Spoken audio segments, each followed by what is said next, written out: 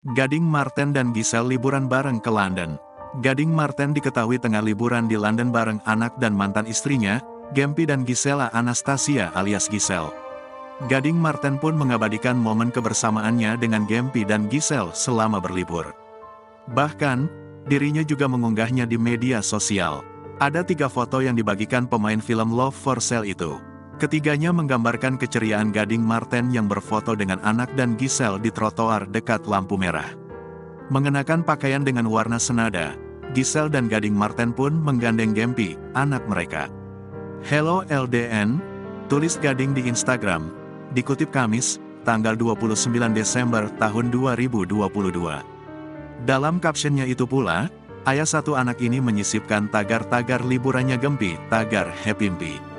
Pasalnya, liburan akhir tahun itu memang permintaan khusus sang buah hati. Akan tetapi gara-gara foto kebersamaannya itu, Gading Marten didoakan rujuk dengan Giselle. Padahal kini, Giselle sudah memiliki pacar baru, yakni Rinal Soedarjo. "Satukan mereka kembali amin," komentar salah seorang netizen. "Asik balikan dong Om Gading," seru yang lain. Bismillah 2023 tagar rujuk @gading @giselle _la jaya, sambung lainnya.